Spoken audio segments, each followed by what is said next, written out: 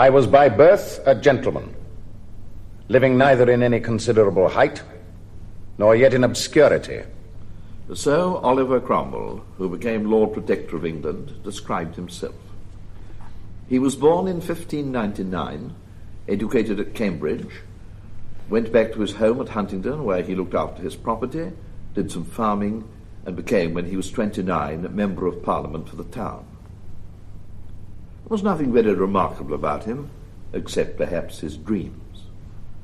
Sir Philip Warwick, who knew him, left on record, I had occasion to converse with Mr. Cromwell's physician, Dr. Simcote, who assured me that for many years his patient was a most splenetic man, and had fancies about the cross and the town, and that he had been called up to him at midnight and such unseasonable hours, very many times, upon a strong fancy, which made him believe he was then dying.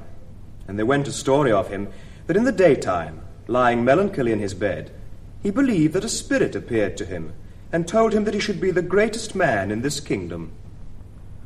Oliver became very religious and was troubled about the state of the country.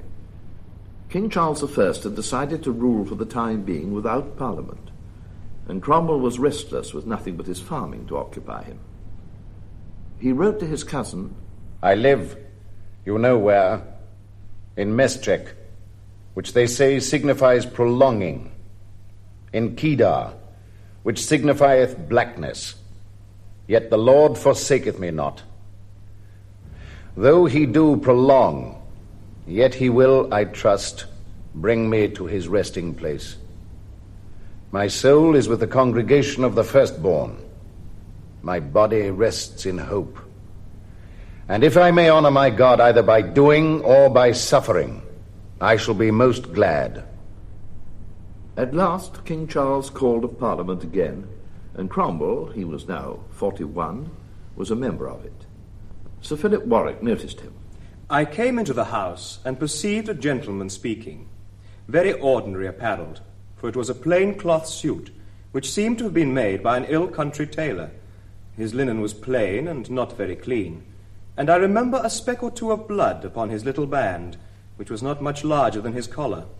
His hat was without a hatband, his stature was of good size, his sword stuck close to his side, his countenance swollen and reddish, his voice sharp and untunable, and his eloquence full of fervour, for the subject matter could not bear much of reason. It was in behalf of a servant of Mr. Prynne's, who had dispersed libels against the Queen for her dancing and such like innocent and courtly sports, and he aggravated the imprisonment of this man unto the height that one would have believed the very government itself had been in great danger by it. Parliament was indeed bitterly opposed to the king, and it soon became clear that the quarrel would only be settled by fighting. At the beginning of the Civil War, Cromwell raised a troop of horse. At my first going into this engagement, I saw our men were beaten at every hand. I did indeed. And I desired Mr. John Hampden that he would make some additions of some new regiments.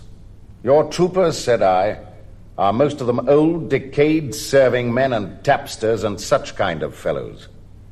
And, said I, their troopers are gentlemen's sons and persons of quality. Do you think that the spirits of such base and mean fellows will ever be able to encounter gentlemen that have honor and courage and resolution in them? You must get men of a spirit that is likely to go on as far as gentlemen will go, or else I am sure that you will be beaten still. And to those responsible for raising other regiments, he wrote, I beseech you to be careful what captains of horse you choose. A few honest men are better than numbers. If you choose godly, honest men to be captains of horse, honest men will follow them. I had rather have a plain, russet-coated captain that knows what he fights for and loves what he knows than that which you call a gentleman and is nothing else. I honor a gentleman, that is so indeed. And so Cromwell raised his regiment of Ironsides, a nickname which was originally given to him personally. They were most of them freeholders and freeholders' sons, who upon a matter of conscience engaged in this quarrel, and under Cromwell, and thus being well armed within by the satisfaction of their consciences, and without by good iron arms, they would as one man stand firmly and charge desperately. So Cromwell, the cavalry leader, swept to victory, and finally, in 1645, defeated the king at Naseby. Here is a part of a royalist account of the battle. The left wing was encountered by Cromwell, who commanded the right wing of the enemy's horse, and had, besides the odds in number, the advantage of the ground. For the king's horse were obliged to march up the hill before they could charge them. But being flanked on both sides by the enemy's horse, and pressed hard, before they could get to the top of the hill, they gave back and fled farther and faster than became them. 4 of the enemy's bodies, close and in good order, followed them that they might not rally again, which they never thought of doing. The king's reserve of horse, which was his own guards, with himself at the head of them, were even ready to charge when, on a sudden, such a panic fear seized upon them that they all ran near a quarter of a mile without stopping. In this battle, the king and the kingdom were lost. Here is Cromwell's description of the same battle. For the Honourable William Lenthall, Speaker of the Commons House of Parliament, these. Sir, being commanded by you to this service, I think myself bound to acquaint you with the good hand of God towards you and yours. We marched yesterday after the king, and quartered about 6 miles from him. This day we marched towards him. He drew out to meet us, both armies engaged. We, after 3 hours' fight very doubtful, at last routed his army, killed and took about 5,000, very many officers, but of what quality we yet know not. We took also about 200 carriages, all he had, and all his guns. We pursued the enemy from 3 miles short of Harborough to 9 beyond, even to the site of Leicester, whither the king fled. Sir, this is none other but the hand of God, and to him alone belongs the glory. Honest men served you faithfully in this action. Sir, they are trusty. I beseech you in the name of God not to discourage them. I wish this action may beget thankfulness and humility in all that are concerned in it. He that ventures his life for the liberty of his country, I wish he trust God for the liberty of his conscience, and you for the liberty he fights for. Once the war was won, Cromwell tried to negotiate with the king. But the king was also dealing secretly with the Scots. He was himself a Scot, and thought of them as his own people who would rescue him from the English Parliament and army. How Cromwell and his son-in-law Ireton discovered these secret dealings, Oliver told a friend of his, Roger Boyle. We thought it best to prevent the Scots by offering first to come in upon any reasonable conditions. But while we were busied in these thoughts, there came a letter from one of our spies, which acquainted us that we could intercept a letter sent by the king to the Queen. The letter, he said, was sewed up in the skirt of a saddle, and the bearer of it would come with the saddle upon his head about 10 o'clock that night to the Blue Boar Inn in Holborn. For there he was to take horse and go to Dover with it. Immediately, Ireton and I resolved in troopers' habits to go to the inn at Holborn, which accordingly we did, and, in the disguise of common troopers, called for cans of beer and continued drinking till about 10 o'clock.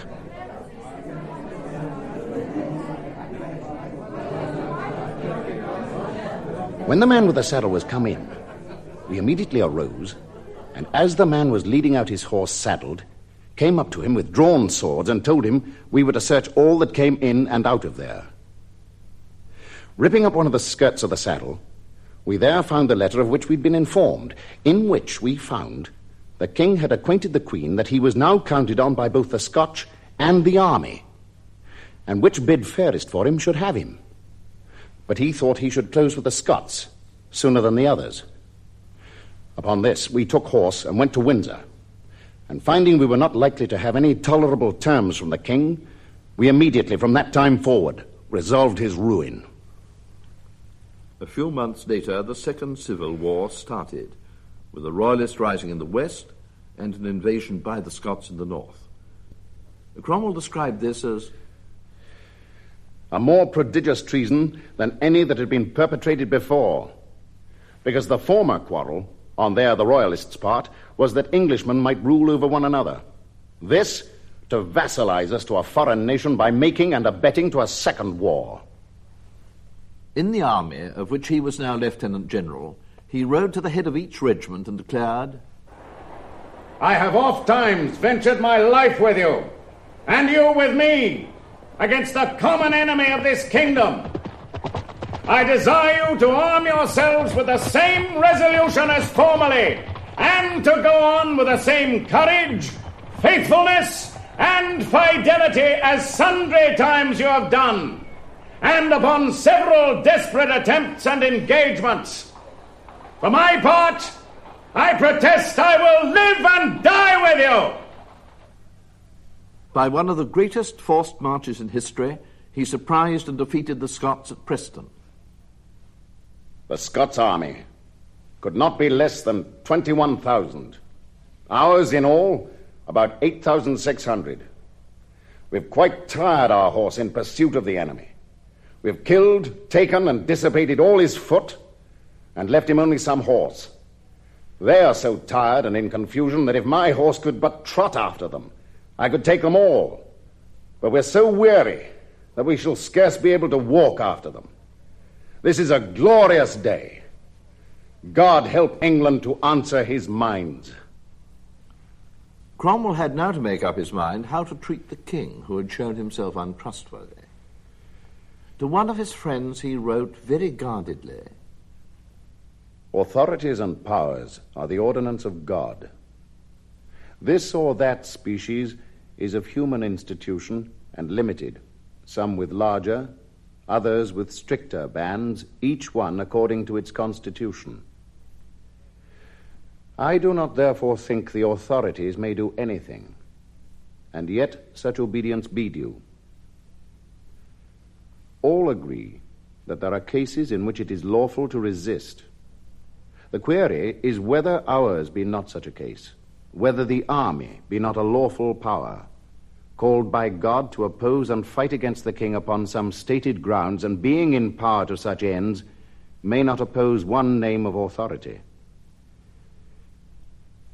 My dear friend, let us look into providences. Surely they mean somewhat. They hang so together, have been so constant, so clear and unclouded. Malice, swollen malice against God's people to root out their name, and yet they, by providence having arms, and therein blessed with defense and more. Have not some of our friends been occasioned to overlook what is just and honest, and to think the people of God may have as much or more good the one way or the other? Good by this man, against whom the Lord has witnessed, and thou knowest? So he contemptuously dismissed the idea of reopening negotiations with the king, the man of blood. In a speech to the House of Commons, he insisted that the defeat of the king was evidence of God's displeasure. Mr. Speaker, if any man whatsoever had carried on this design of deposing the king and disinheriting his posterity, he should be the greatest traitor and rebel in the world. But since the providence of God hath cast this upon us, I cannot but submit to providence. To others he argued, A breach of trust in a king ought to be punished more than any crime whatsoever. What were all those upon whom public justice has been done but small offenders acting by commission from the king, who is therefore the principal, and so the most guilty?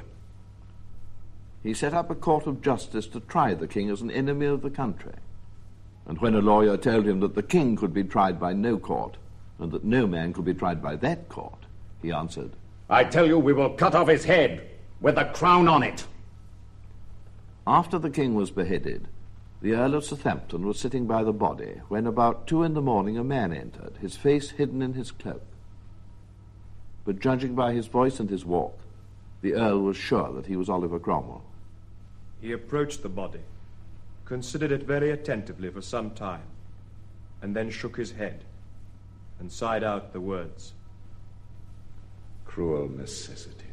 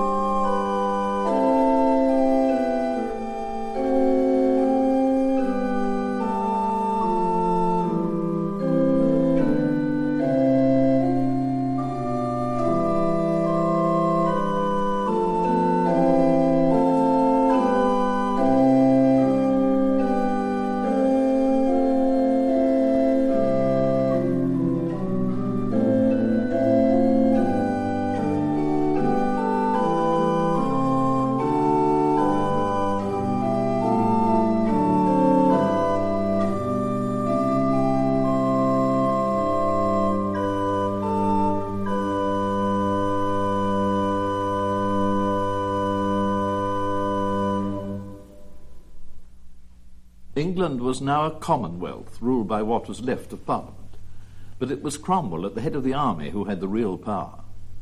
With the army he defeated the attempts of the Royalists in Scotland to make Charles II king. His last and final victory at Worcester broke the Scots and made Charles II a fugitive. The dimensions of this mercy are above my thoughts.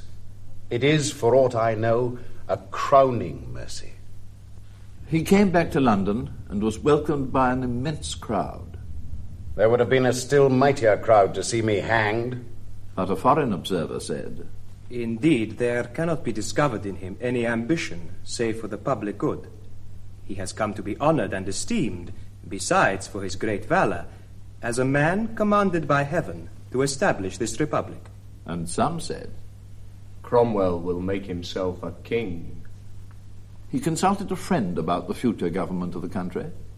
As for the members of Parliament, the army begins to have a strange distaste against them, and I wish there were not so much cause for it.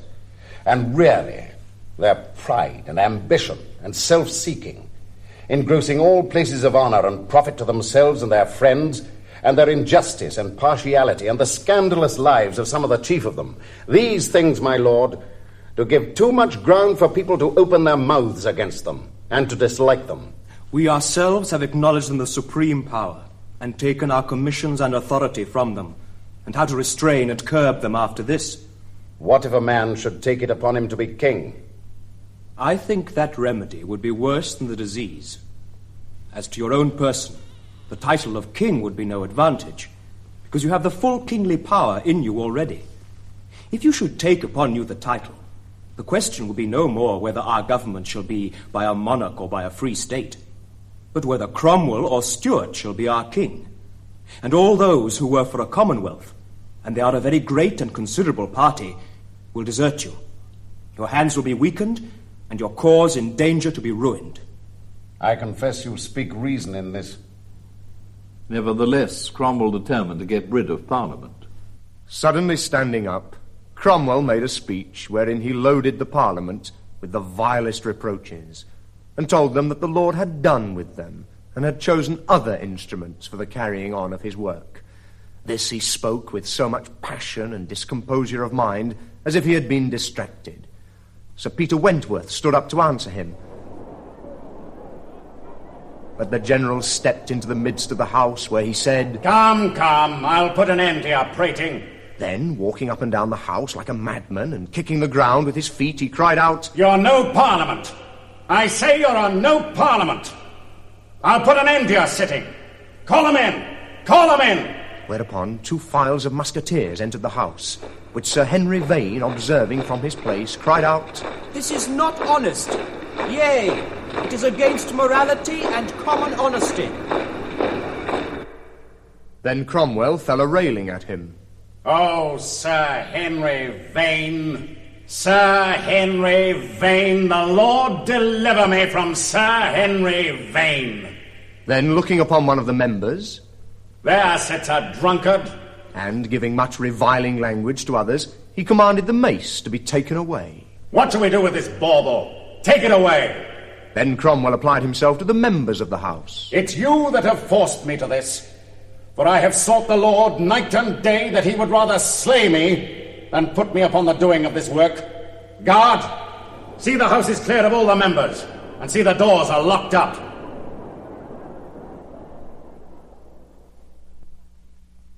Though Cromwell refused to take the title of king, he was made Lord Protector with much pomp and ceremony.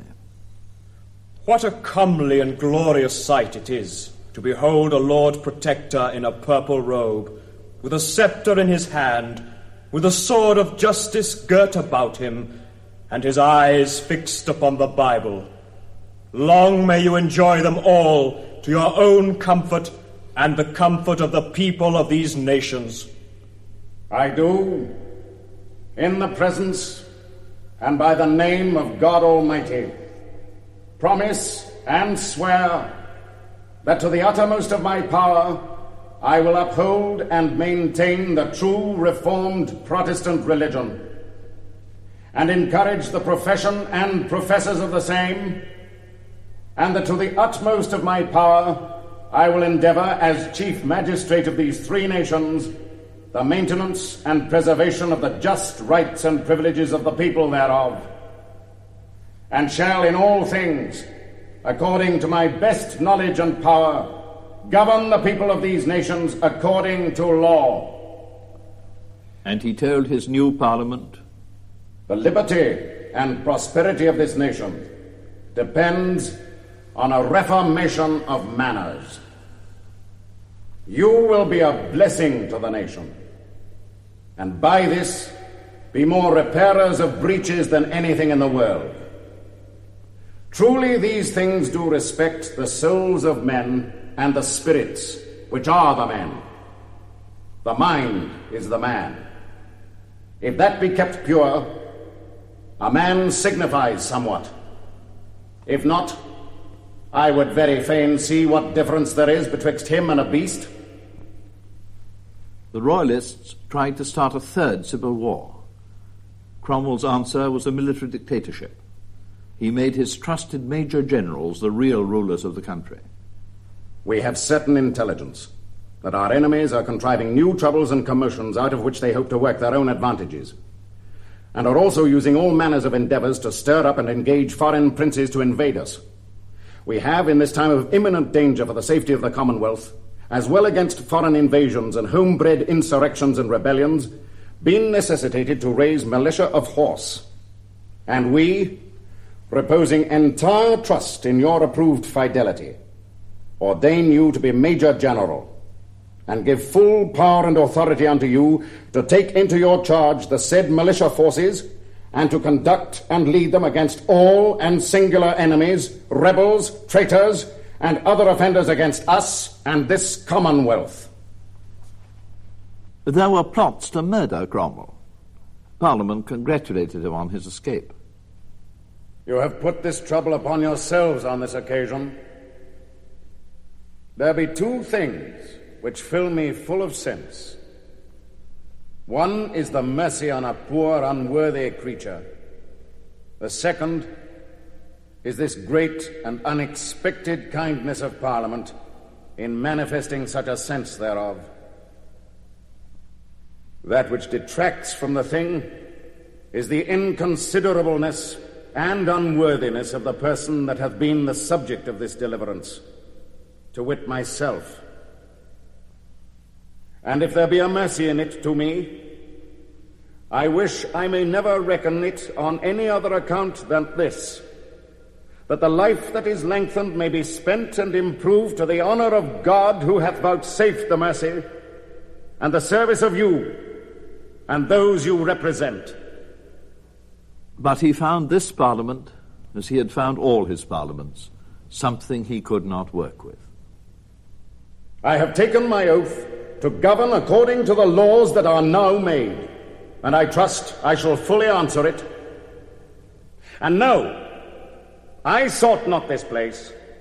I speak it before God, angels, and men, I did not.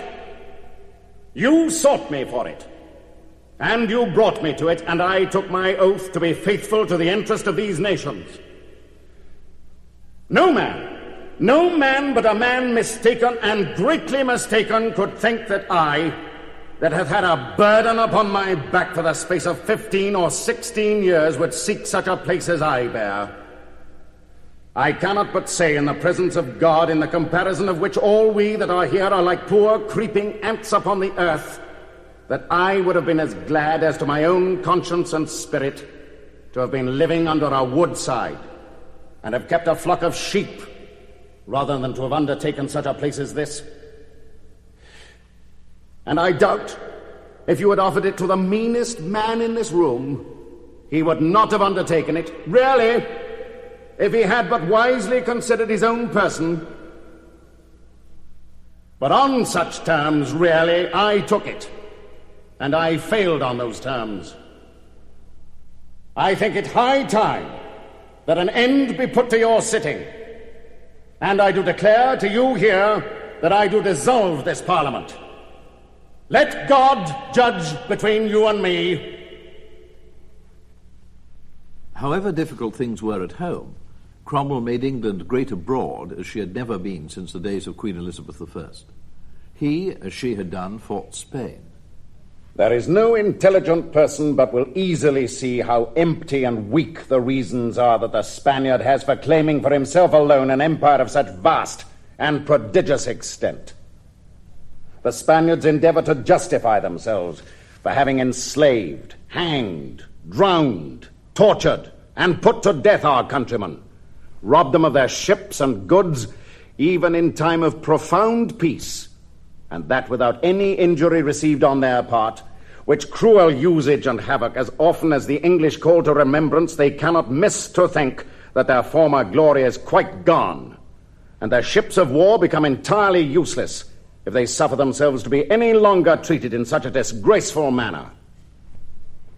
When the Protestant Vaudois were persecuted by the Duke of Savoy, John Milton, who was one of Cromwell's secretaries, wrote a poem on it which began, "Avenge, O Lord, thy slaughtered saints, whose bones lie scattered on the Alpine valleys cold."